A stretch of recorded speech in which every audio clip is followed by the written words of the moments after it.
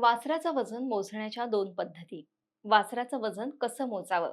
वासराचं वजन मोजण्याच्या दोन पद्धती जाणून घेण्यासाठी हा व्हिडिओ शेवटपर्यंत नक्की पहा. नमस्कार मंडळी, तुमच्या सगळ्यांचं स्वागत आहे हॅलो कृषी या खास चॅनलवर. आजचा विषय आहे वासरांचं वजन कसं मोजावं. वासरांचं वजन माहीत असणं म्हणजे त्यांच्या आरोग्याचं गुपित जाणून घेणं. चला पाहूयात या दोन सोप्या पद्धती. गोठ्यात वासराचा जन्म झाल्यानंतर वासराचं वजन माहीत असणं अत्यंत गरजेचं आहे. कारण वजनानुसार आहार व्यवस्थापन करणं सोयीचं होतं. सोबतच दर महिन्याला वजन केल्यास दर महिन्याला किती वजनवाढ होते हे देखील लक्षात येतं.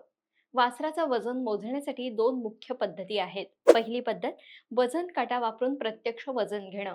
दुसरी पद्धत छातीचा घेर आणि लांबी मोजून अंदाजे वजन काढणं.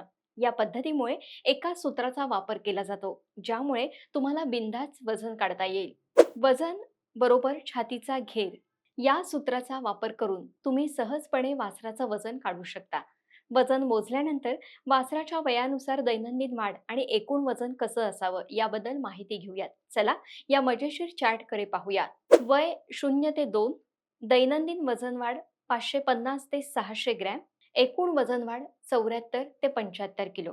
वय 3 ते 8, दैनंदिन वजन वाढ 800 ते 850 ग्रॅम मध्ये आणि एकूण वजन 220 ते 230 किलो.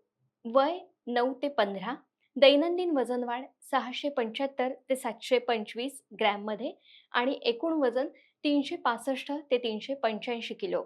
वय 16 ते 22, दैनंदिन वजन वाढ 600 ते 650 ग्रॅम मध्ये, एकूण वजन 495 ते 530 किलो. वय 23 ते 24, दैनंदिन वजन वाढ 300 ते 350 ग्रॅममध्ये, एकूण वजन 510 ते 550 किलो. तुम्ही हा चार्ट वापरून वासरांच्या वजन वाढीवर लक्ष ठेवू शकता. हे महत्त्वाचं आहे, कारण यामुळे पशुपालकांना वेळेवर उपाय करता येतील. वासराचं वजन मोजण्याच्या पद्धतीबद्दल आजची माहिती तुम्हाला कशी वाटली? तुम्ही वासराचं वजन मोजले का? मोजलं नसेल तर लगेच मोजा. आम्हाला कमेंटमध्ये नक्की सांगा. आणि अशाच माहितीसाठी हॅलो कृषीला फॉलो करा.